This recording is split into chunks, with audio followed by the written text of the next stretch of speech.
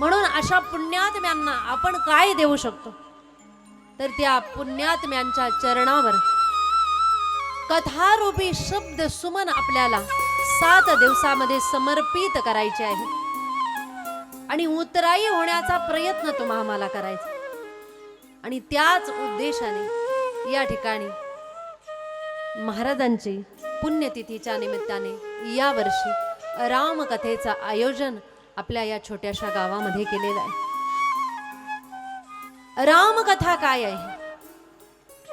रामकथा माहीत नाही असं इथे बसलेल्यापैकी मला असं वाटतं कुणीही नसेल की ज्यांना रामकथा माहीत नाही, रामचरित्र ज्यांना माहीत नाही असं कुणीही नाही. अगदी लहानापासून मोठ्यापर्यंत सगळ्यांना रामकथा माहीत आहे.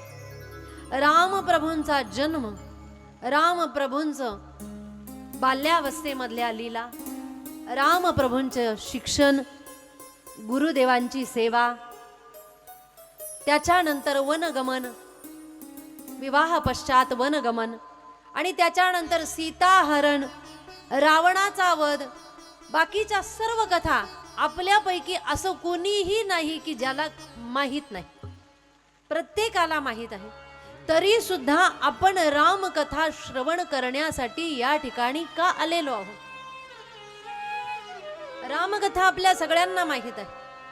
आणि का माहीत आहे याचं एक महत्वाचं कारण म्हणजे 1985, 86, 87च्या कालावधीमध्ये, मला असं वाटतं 86, 87, 88च्या कालावधीमध्ये रामानंद सागर या महात्म्यांच्या द्वारे टीव्हीवर, दूरदर्शनवर रामकरत कथा ही प्रसारित केली गेली आणि त्या प्रसारणाचा परिणाम रामकथेचे सर्व बारीक बारीक जेही काही माहिती आहे ती तुमच्या आमच्यापर्यंत कळाली.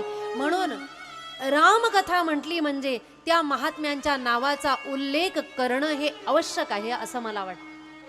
की ज्या रामानंद सागर यांनी रामकथेचं अतिशय सुंदर चित्रीकरण केलं. याच्यानंतर टीव्ही चॅनलवर अनेक रामकथा होऊन गेल्या, आताही बऱ्याच निघाल्या, परंतु त्या पद्धतीची रामकथा आजही आपल्या मनामध्ये एवढी घर केलेली आहे की दुसरा राम बघितला की आपल्याला तो राम वाटतच नाही.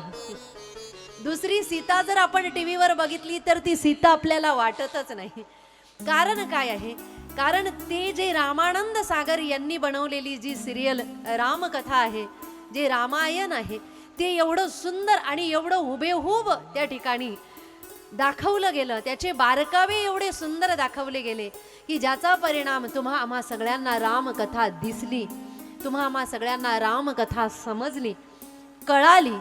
राम काय होते हे आपल्या मनामध्ये त्या ठिकाणी, आपण रामप्रभूंना बघितलेलं नाही परंतु रामप्रभू कसे आहेत ते आपल्या डोळ्याच्या समोर त्या ठिकाणी चित्रित झाले.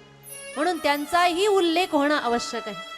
नाहीतर रामकथा सगळ्यांना माहीत आहे. एका श्लोकामध्ये संपूर्ण रामचरित्र आलेलं आहे. आदो राम तपोवनादिगमनम हत्वा मृगम कांचनम वैदेही हरणम जटायु मरणम सुग्रीव संभाषणम वाली निर्दलनम समुद्रतरणम लंकापुरी दाहनम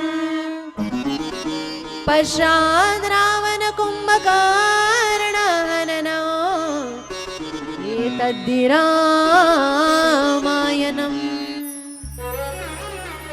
एका श्लोकामध्ये संपूर्ण रामायण सांगितलेलं आहे. आदो राम तपोवनादिगमनम हत्वा मृगम कांचन. जन्म झाला, लहानाचे मोठे झाले, तारका वध झाला, विवाह झाला, वनात गेले. हत्वा मृगम कांचनम, सुवर्ण मृगाला त्या ठिकाणी बाण मारला. वैदेही हरणम जटायु मरण. संपूर्ण रामायण एका श्लोकामध्ये सांगितलेलं आहे. आपल्याला माहित आहे तरी सुद्धा आपण रामचरित्र आज श्रवण करण्यासाठी का बसलेलो आहोत? याचं कारण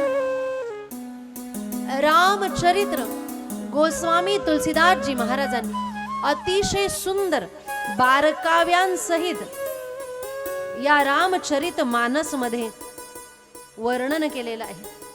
आणि गोस्वामी तुलसीदासजी महाराजांनी जेही सुंदर असं चरित्र रामचरित मानस मध्ये वर्णन केलेलं आहे, ते सुंदर असं चरित्र आपण जर श्रवण केलं तर अजूनही रामकथेतले बारकावे काय आहेत ते आपल्या लक्षात येतील.